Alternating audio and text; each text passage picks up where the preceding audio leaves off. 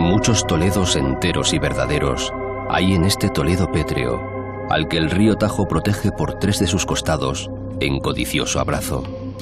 Es su ciudad predilecta, su ciudad emblemática. Todos lo saben.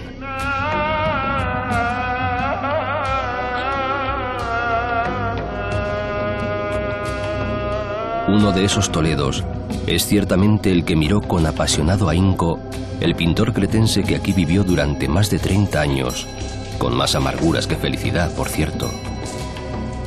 Reflexionaba Gregorio Marañón, otro vecino ilustre de estos territorios. Doménicos Theotocópulos pintó el río solamente en 2 cuadros, mas para siempre, y con todas sus aguas lívidas despeñándose entre los tajos. Quizás en esos cuadros están el río y la ciudad más verdaderos. Muy diferentes en todo caso al paisaje espiritual que nos transmiten los retratos del poeta Garcilaso en sus doloridas églogas.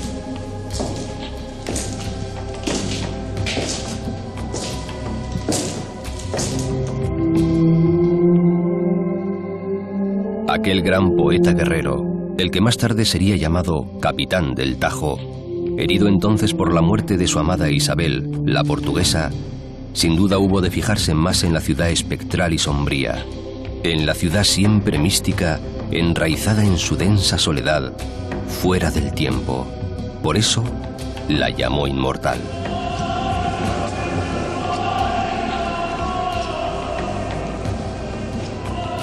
Toledo es la ciudad en la que todos los itinerarios son santos, pero siempre bajo la sombra levemente ominosa que viene de los olivares, como ya intuía Marañón.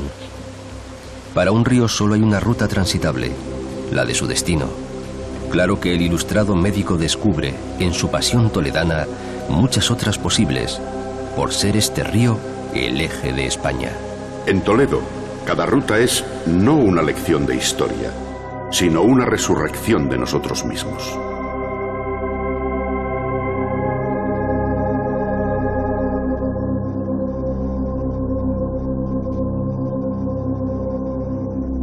Y el río sería así una canción larga y secreta hasta el mar de Portugal.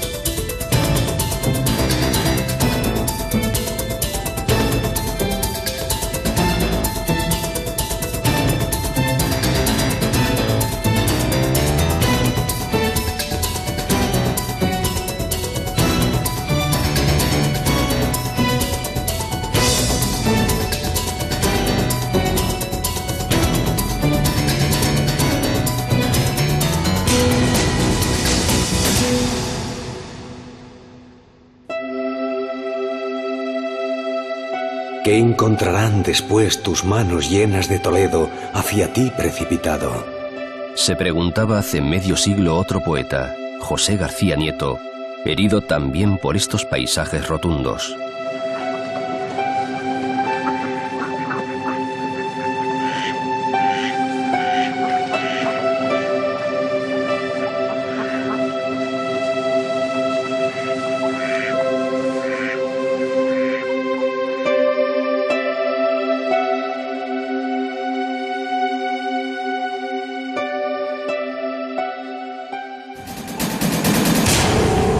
Apenas se ha despedido de la ciudad, cansado tal vez de morder tanta roca, el Tajo se apacigua y adormece, como una raya que dividiese la civilización de la nada. Así lo veía el viajero americano James Michener, al que le pareció también que las llanuras siguientes, tan desoladas y vacías, quietas junto a los meandros del río, estaban como si acabaran de haber sido reconquistadas a los moros. La vega por la que aparece el Guadarrama desmiente hoy aquella impresión de soledades. Un Guadarrama cargado también de muchos castigos, que baja con sus aguas aromatizadas por los pinos de la sierra madrileña de su nombre, solo cuando se lo permiten los muchos pueblos que ha visitado en su apresurado descenso.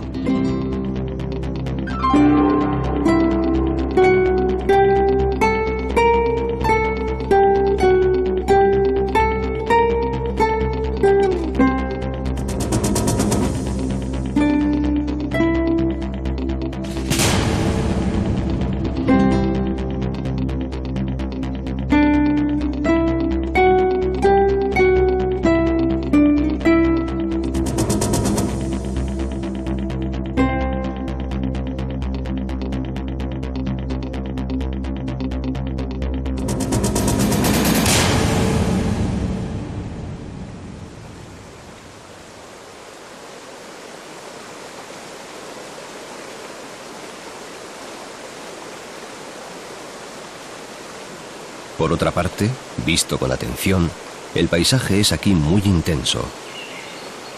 Las barrancas de Burujón, un poco escondidas en la margen derecha, forman una bronca letanía de cárcavas y cortados que asombran en la ondulada llanura. Durante 50 millones de años, el agua y el viento han erosionado, amasado, esculpido a su gusto las rojizas tierras arcillosas.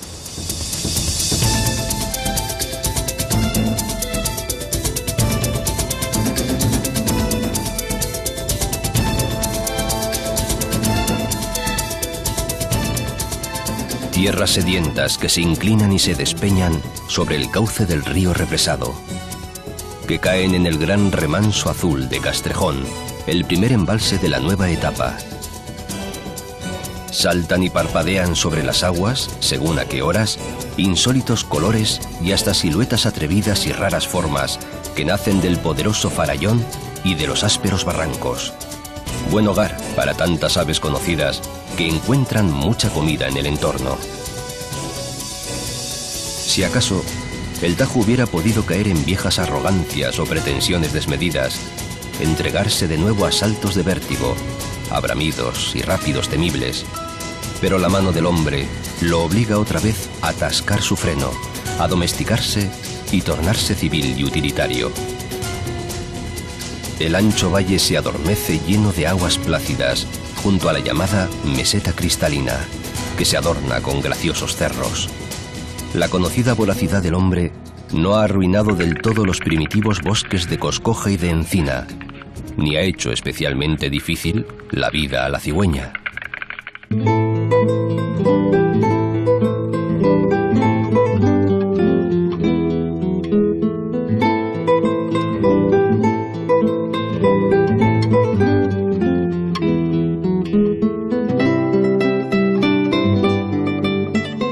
Fiel a su carácter asustadizo y a los tintes literarios que ha adquirido en Toledo, refresca el Tajo, aunque a la debida distancia, la muy noble Puebla de Montalbán.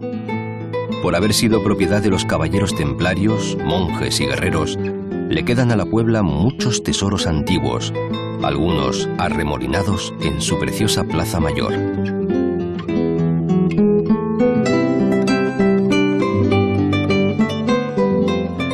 Y posee además un honor de índole más sutil y espiritual: haber sido cuna, en el año 1465, del bachiller Fernando de Rojas, autor de La Celestina, una de las obras mayores de la literatura española, y también del cardenal Pacheco, por si lo del poeta fuese poco.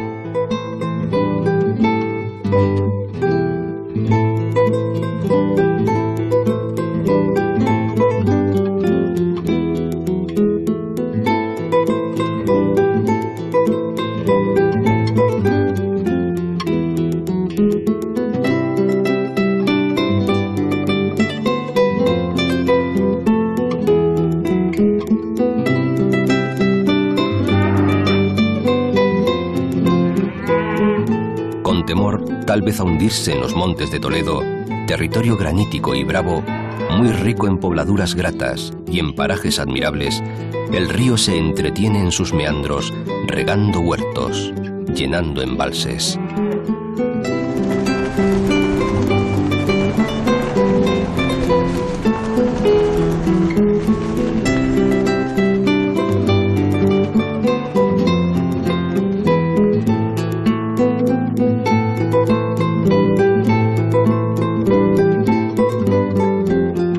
Se encamina lento hasta el Carpio, muy arrimado al apacible cauce de los campos de labor, y choca de pronto con Malpica, es decir, con un castillo de cuento árabe, surgido de repente, como por encantamiento, según creyó Pedro de Lorenzo.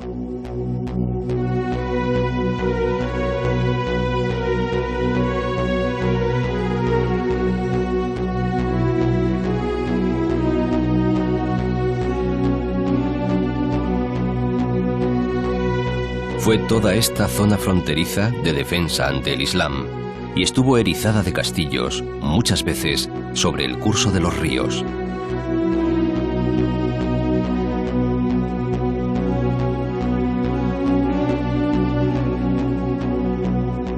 Ante las puertas, siempre generosamente abiertas de la ciudad de Talavera, el río Tajo se ejercita en una especie de rito ceremonial y de entrega. Las aguas se salen de madre, crean islas y arenales, se fijan a algunos taludes, dan alimento a bosquecillos de chopos. Por encima de los meandros se despliegan las barrancas que acogen Monte Bajo, Rañas y Reinos de la Retama. Es el umbral de los montes de Toledo, territorio de la Jara. Como el sitio es encrucijada de caminos, cruce de antiguas cañadas y de rutas comerciales, se proveyó muy pronto de grandes puentes.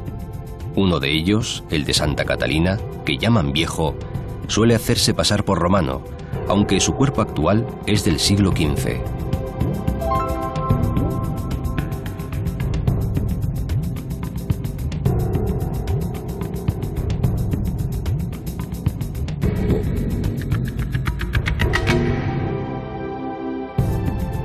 La ciudad de Talavera es nueva, amplia y moderna, pero también muy antigua, cosa que parece querer ocultar. Muchos siglos y algunas guerras, sobre todo las de Reconquista, las napoleónicas y las carlistas, con la frecuente ayuda de las grandes avenidas del río, acabaron aplastando el Alcázar Moro, los 3 recintos amurallados y otros edificios de empaque. Quedan, no obstante, algunos vestigios para que el curioso pueda hacerse idea de cómo fue esta ciudad llana, cuyas defensas la hicieron famosa. Ha sido apodada de la Reina porque el monarca de Castilla y de León, Alfonso XI, se la regaló, mediado el siglo XIV, a su esposa María de Portugal, la soberana de Talavera. O tal vez porque se atribuyó su señorío a su famosa y regular amante, doña Leonor de Guzmán, a la que la celosa portuguesa acabó mandando matar más tarde en el propio castillo talaverano.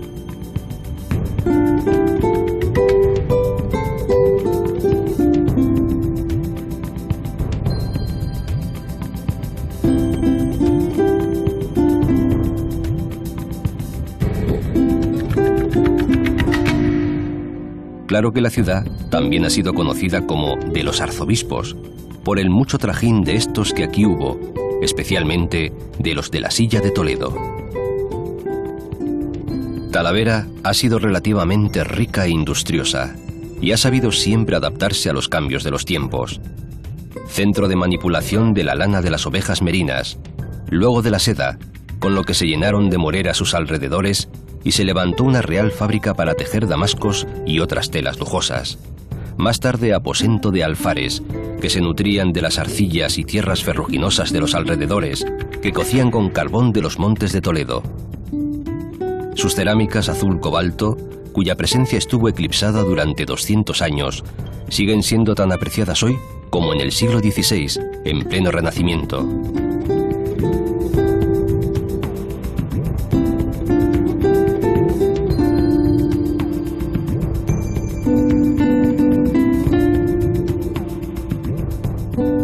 Literatura y tauromaquia, en fin, tienen en la ciudad hitos propios.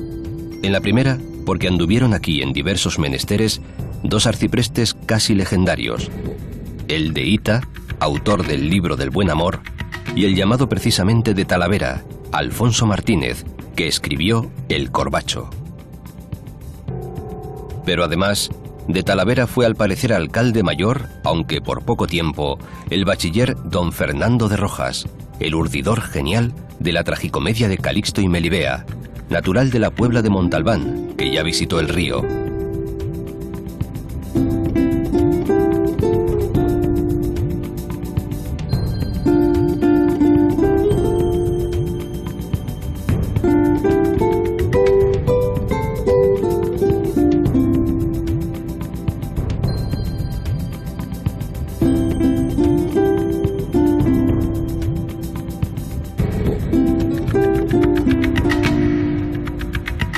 Que a toros se refiere, en su plaza, entre las más antiguas de España, y como todos recuerdan todavía, murió el matador Joselito en 1920. Confesaba Gerardo Diego. Y todo cesó al fin porque quisiste. Te entregaste tú mismo, estoy seguro. Bien lo decía en tu sonrisa triste, tu desdén hecho flor, tu desdén puro.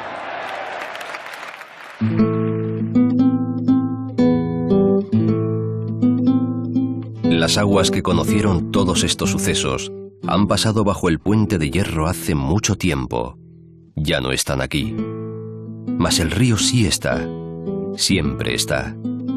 Amansado su cauce, porque enseguida va a detenerlo un nuevo embalse, el de Azután, sirve de ocasional espejo a pueblos que parecen retoños de Talavera o lucen enigmáticos orígenes. Alberche, Calera y Chozas, Las Herencias. Todos aprovechan más o menos las aguas y se entregan a cultivos de ocasión, es decir, de inmediato provecho y según pinte la demanda, hasta no hace mucho con la ayuda de norias y acequias. Entre la presa del embalse y su cola oficial, median 3 docenas de kilómetros, en ocasiones bien aprovechados por el verdor.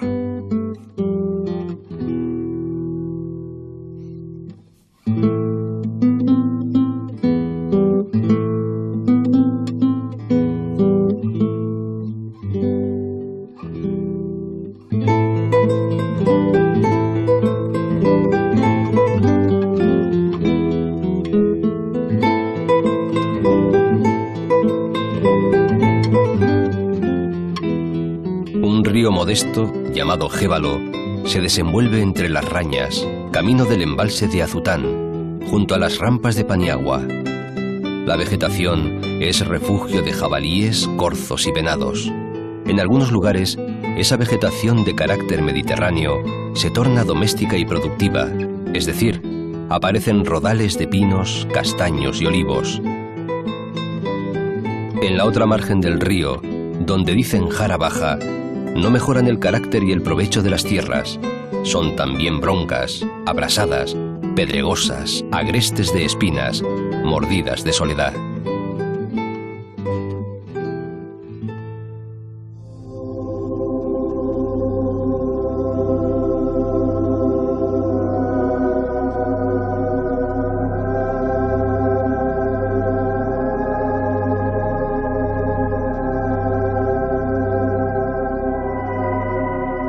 En el costado del embalse sobrevive el misterioso despoblado conocido como Ciudad de Vascos, una fortaleza hispano-musulmana que solo vivió 100 años, entre los siglos X y XI, y se cree que hasta con 3.000 habitantes. Su nombre, su existencia y su desaparición continúan siendo un misterio.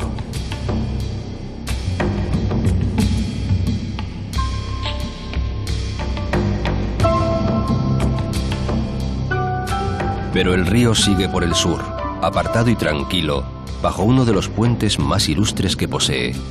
El lugar fue siempre paso tradicional, hasta que un belicoso arzobispo de Toledo, llamado Pedro Tenorio, mandó hacer un formidable puente de sillería para facilitar el paso a los peregrinos que iban a Guadalupe. Eso ocurrió hace unos 700 años. El burlón Luis de Góngora piropeaba aquí al Tajo de esta manera: Llamados sois con razón de todos, sagrado río, pues que pasáis por en medio del ojo del arzobispo. El pueblo, apuñado en un claro y que siempre se llamó, para ahorrar dudas, Puente del Arzobispo, nació y se desarrolló al amor del puente, y muchos de sus vecinos se dedicaron pronto al menester de la cerámica, en rivalidad con Talavera. Por aquí utilizan sobre todo los verdes de cobre sobre fondo blanco, con dibujos florales y faunísticos.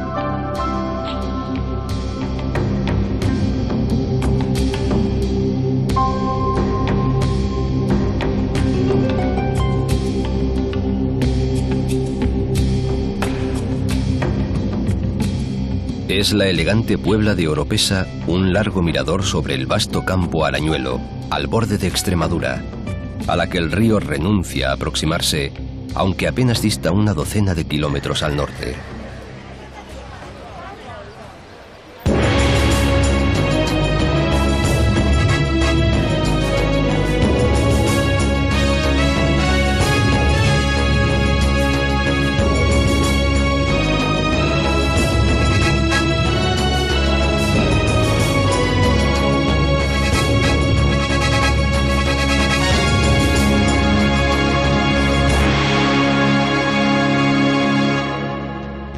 Su categoría ya aparece en su empaque y en las conjeturas de su nombre.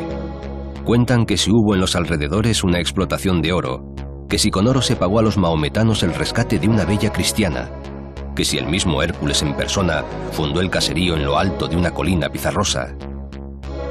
Realmente empieza a saberse del lugar bien entrada la Edad Media, cuando son sus dueños los Álvarez de Toledo. Isabel la Católica les concede título de condes, y uno de ellos alcanza el cargo de virrey del Perú. De entonces son sus mejores recuerdos, dos castillos, o castillo y palacio unidos. Una parte, la del Palacio Condal, fue convertida hace 70 años en parador de turismo.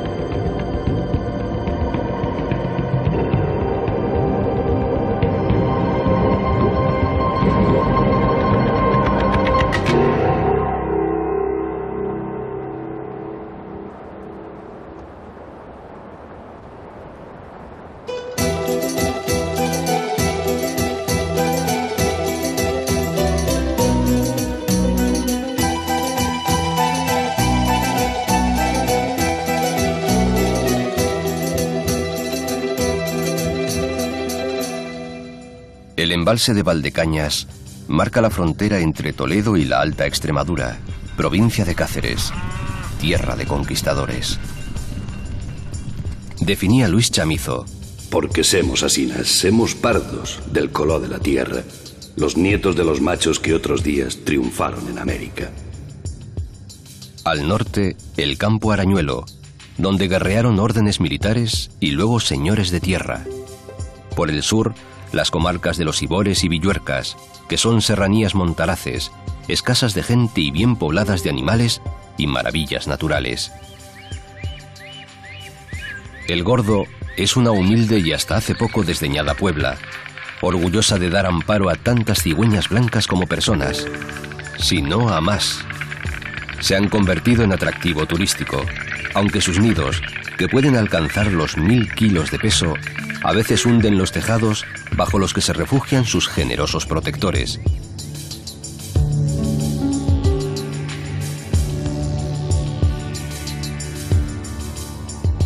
También escasa ha sido la gente que se asentó en la llamada Campana de la Mata, tierra comunal sembrada de alquerías por pastores abulenses que se agruparon en un concejo rural. Vivieron al margen de la sociedad española hasta que el navarro Pascual Madoz, ministro y autor del Gran Diccionario Geográfico de España, disolvió tan rara práctica en 1855 y el común se desmembró en grandes latifundios. Nacieron entonces los pueblos verdaderos, pequeños casi todos, al socaire de lo que había sucedido antes con Navalmoral, núcleo y centro de aquellas comunidades.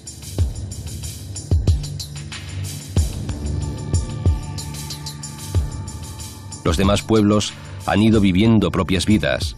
Peraleda, Millanes, Torviscoso, Valdeúncar.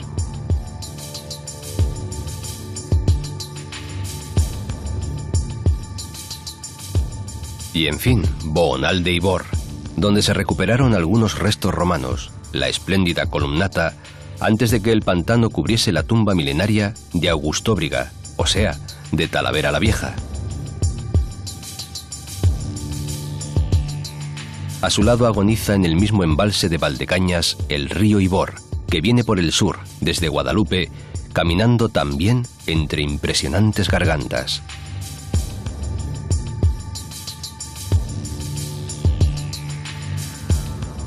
Enseguida contiene el río sus energías ante un nuevo embalse, el de Almaraz. El pueblo, además de darle nombre, es famoso porque dicen que aquí se juntaron los moros Muza y Tarik después de haber conquistado Toledo en el comienzo de sus aventuras. Fue también escenario de comitivas reales y bélicas, y se sabe que sufrió mucho hace 200 años con los franceses.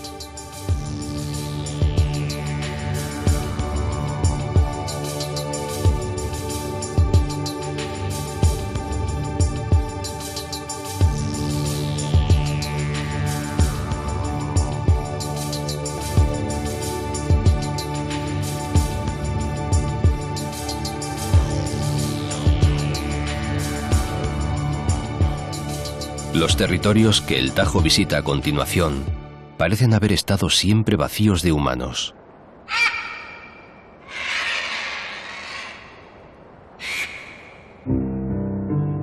No es cierto, pues en algunas cuevas se han encontrado pinturas realizadas en las rocas 2000 años antes de Cristo. Ahora, agrupados alrededor del río y en el mismo centro geográfico de la provincia de Cáceres, forman el Parque Natural de Monfragüe.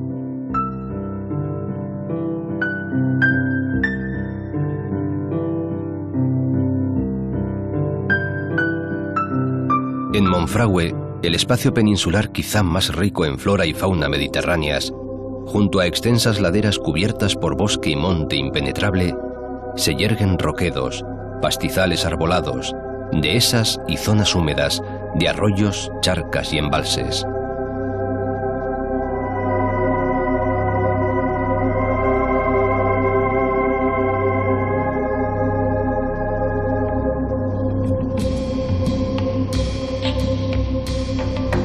No se trata de una sierra de gran espectáculo, de un macizo imponente, de un paraje soberano y grandioso, pero es un auténtico refugio. De ahí su fama en toda Europa y su atractivo. Linces y águilas imperiales, buitres y cigüeñas negras, gatos monteses y jinetas, animales todos ellos en peligro de extinción, sobrevuelan las ruinas del viejo castillo árabe o cazan y se alimentan en el denso bosque de alcornoques, madroños, jaras, arces, lentiscos. Los caballeros de Monte Gaudio, habitantes posteriores de la fortaleza, trajeron de Jerusalén la imagen de una Virgen negra, supuestamente esculpida por San Lucas, que todavía se venera en la ermita aledaña.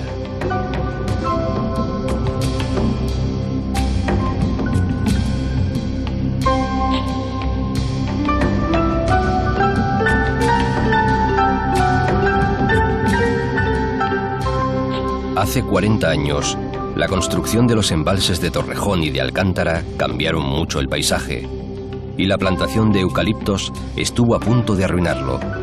Pero en 1979, la declaración de Parque Natural ha permitido la supervivencia de muchas especies. Solo entre los vertebrados, casi 300.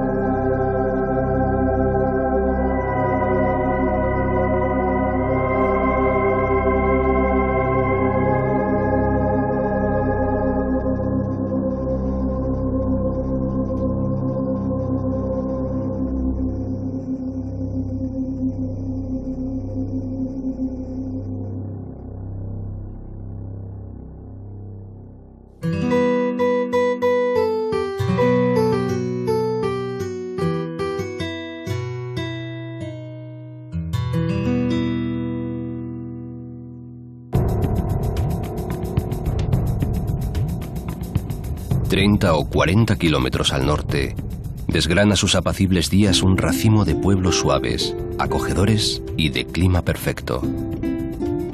Es la comarca de la Vera, bajo las lujosas laderas meridionales de Gredos, mirando las vegas y los tajos del sur por los que se desplaza el río.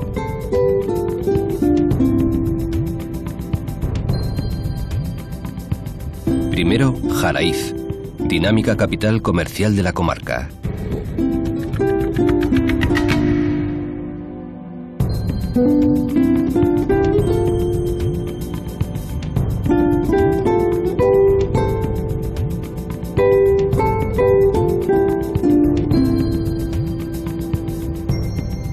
Más allá, Garganta la Olla, fundación de pastores y hoy pintoresco banquete de visitantes. Cuentan aquí una historia macabra de una tal Isabel de Carvajal, que huyó del matrimonio y luego se dedicó a seducir varones para asesinarlos. Lope de Vega y otros poetas escribieron versos sobre ella, y la gente parece que se tranquiliza cuando le narran que la Santa Inquisición mandó ahorcar en Plasencia a la pecadora. Allá en Garganta la Olla, a la vera de Plasencia, salteóme una serrana blanca y rubia, ojimorena. Si no es seguro que existiera esa mujer, sí fueron reales las rabizas que se alojaban en la hoy llamada Casa de las Muñecas, prostíbulo que mandó poblar el propio Carlos V para que se desfogaran los soldados que lo guardaban en Yuste. La reina, sin embargo, impuso a las alegres mozas una condición para diferenciarlas de las damas de bien: llevar el pico de las enaguas pardo. De ahí la frase, ir de picos pardos.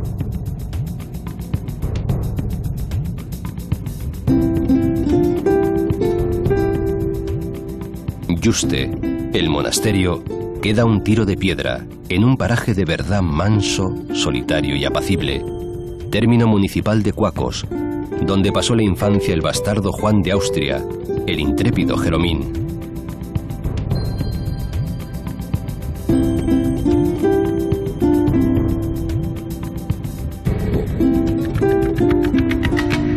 Fue elegido el cenobio Jerónimo, quizás a causa de esa afectiva cercanía, por el emperador Carlos para pasar allí los últimos años de su vida. Resultaron ser dos, aunque rodeado de no pocos placeres, buena cofradía de cortesanos y entretenido por visitas de muchos otros.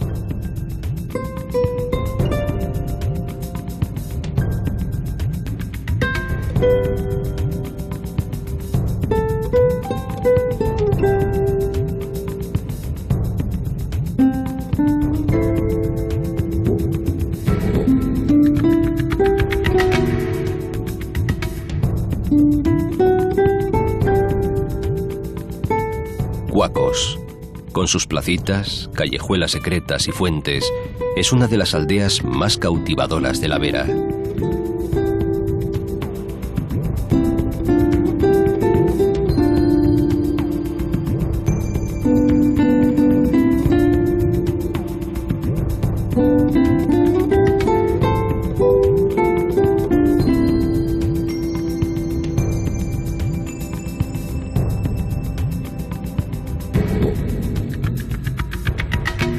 La memoria de aquel emperador, que fue uno de los hombres más poderosos y ricos del mundo, se alarga también a Jarandilla, villa de frescor y prados verdes, según su etimología árabe.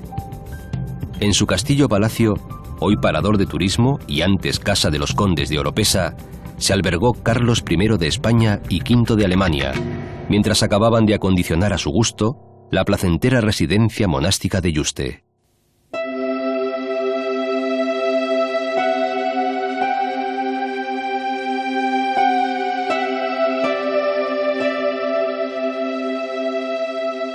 Plasencia, en el extremo occidental de estos valles y sierras, junto al río Jerte, tiene otro carácter.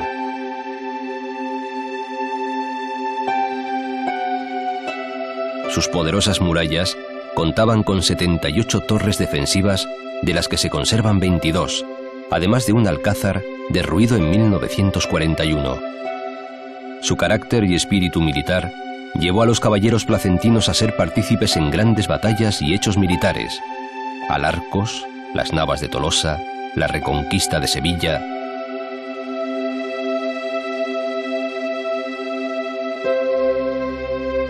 Pero la ciudad fue también lugar de estudio y cultura, llegando a albergar hasta 3 universidades. Rivalizó en dignidad con Cáceres. Tuvo obispo, el más poderoso de Extremadura. Conserva 2 catedrales cargadas de arte. Escandaliza con los motivos procaces de la sillería catedralicia, la pintoresca historia voladora de su escultor, Rodrigo Alemán, que plasmó de manera inmejorable el mundo de los buhoneros, pícaros y mendigantes. Atesora docenas de leyendas y buena parte de sus fortificaciones, hasta doble muralla. Y tradición de mercado, con 8 siglos de negocio a sus espaldas.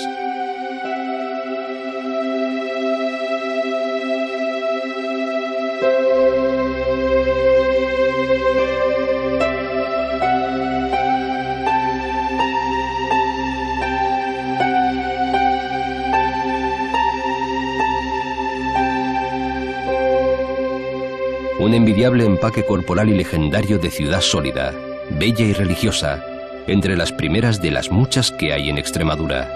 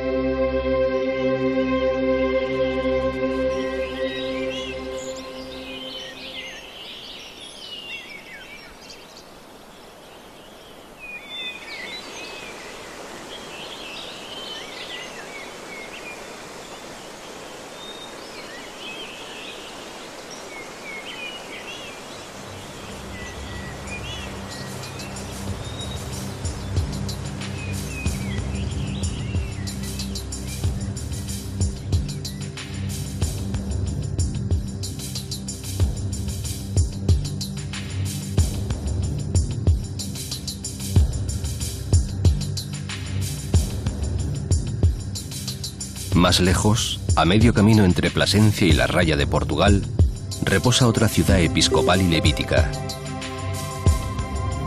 Se trata de la pequeña ciudad de Coria, joya escondida entre dehesas y sierras, propietaria de formidable catedral, de castillo y muralla romanos, clásicas puertas de acceso, amables e intrincados rincones callejeros.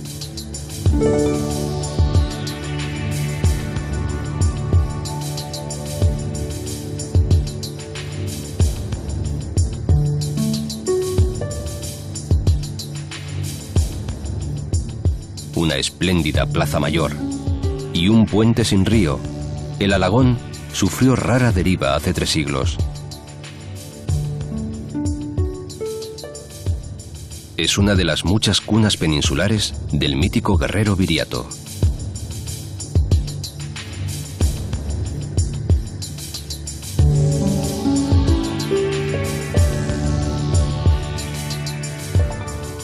Y si se pregunta a los más viejos del lugar, les dirán al oído que, de verdad de la buena, aquí está enterrada su espada.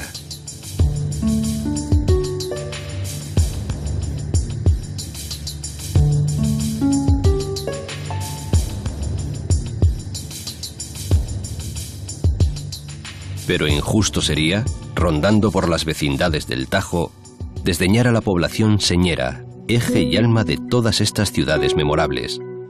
Cáceres, la capital de la extensa provincia, patrimonio de la humanidad.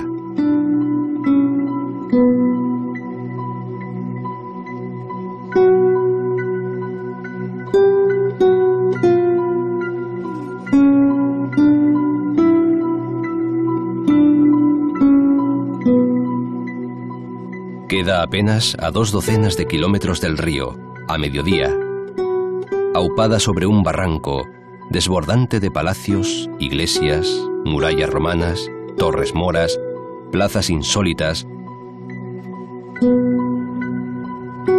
La defienden castillos lejanos y la buscan todos los caminos.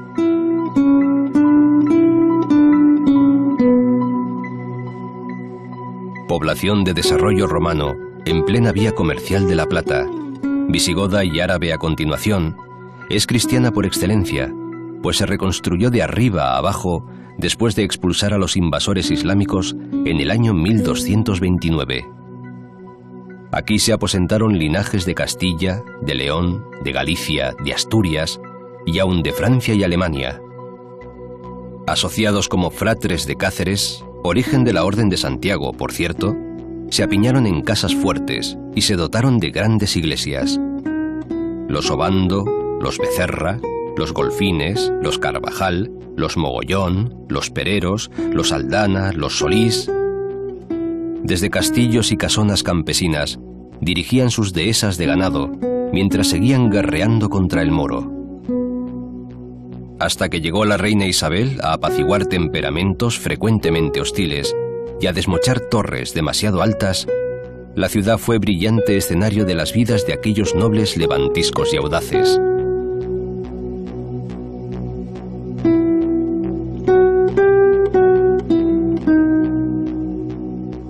De aquel tiempo perduran muy bien cuidadas las más sólidas huellas, en piedra dorada, de su orgullosa y arriscada existencia. Después, concluida la Reconquista, algunos vástagos de aquellos nobles poderosos se fueron a América en busca de fortuna, y los pocos que volvieron, ya ricos, añadirían lujos arquitectónicos y glorias diversas a esta ciudad ya lujosa y rica. Tanto que fue desbordando su casco histórico por todas partes. Por eso conviven hoy aljibe y torre árabes con templos románicos y palacios renacentistas. A veces todo abrazado a sí mismo, reunido en prodigiosa coherencia de siglos.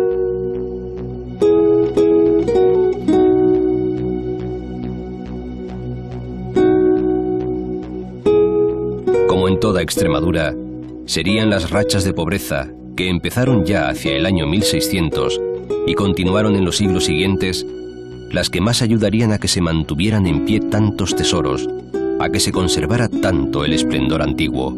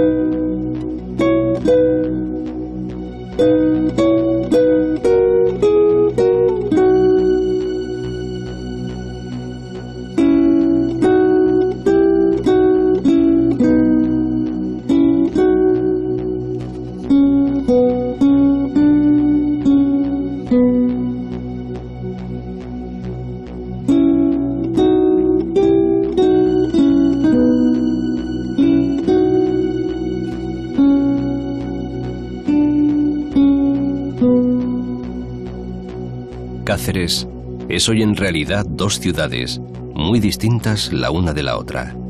Dos al menos, pues junto al prodigioso teatro medieval y renacentista se ha desarrollado una pujante ciudad moderna, mercantil, abierta, laboriosa y universitaria.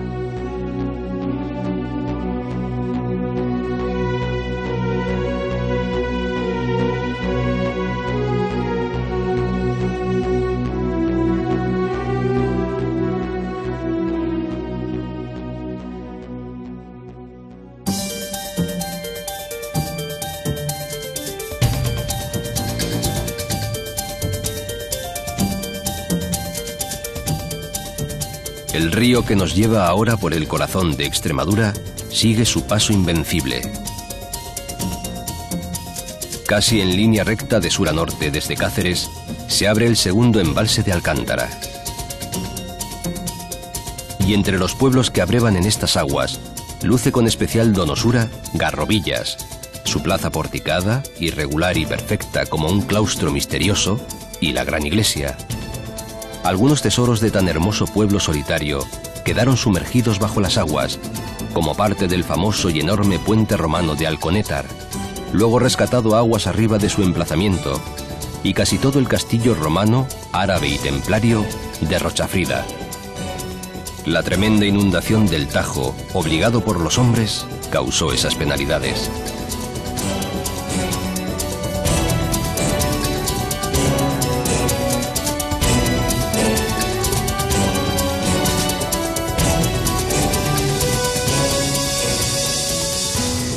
Se salvó el último puente, el de Alcántara, el Puente Puente. Una de las mayores hermosuras que en España pueden verse. Eso decía Unamuno en 1909, cuando ni se soñaba con la presa y la hidroeléctrica. Es quizá la obra más perfecta que los romanos construyeron en España, y solo entre los años 105 y 106, pagado a escote por los vecinos de 11 municipios. 6 arcos valientes, casi 200 metros de longitud, sillares graníticos colocados en seco, como los del acueducto segoviano, una obra maestra y perenne. Domeñadas pasan ya las aguas en este profundo Tajo por las orcas caudinas de piedra, tan cargadas de belleza como de historia, entre invenciones tecnológicas y una villa a ellas asomada en lo alto, villa hoy un poco adormecida y remota, mas dueña también de monumentos valiosos y de sucesos memorables.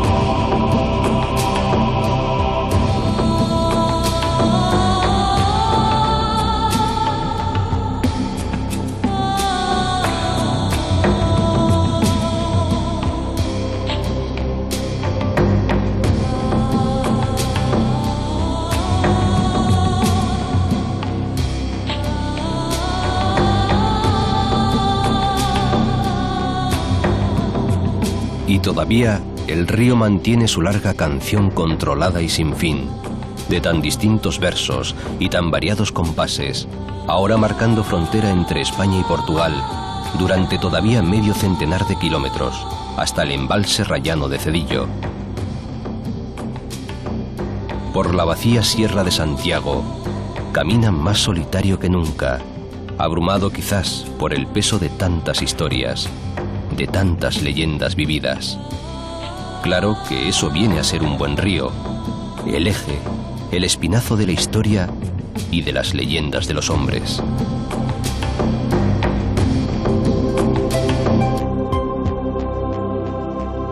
Después, otro par de centenar de kilómetros más adelante, ya junto al océano, el río del Imperio marcha por Lisboa hacia el Atlántico. Insistía Unamuno. El recio luchador bien merece aquella su augusta y majestuosa muerte.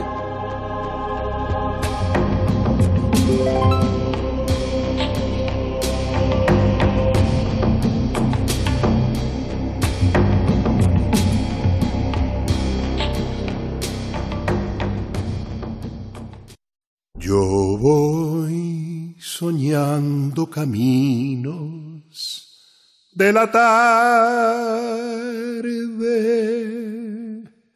las colinas doradas, los verdes pinos y las encinas, ¿a dónde el camino irá? ¿A dónde el camino irá? Yo voy cantando viajero a lo largo del sendero,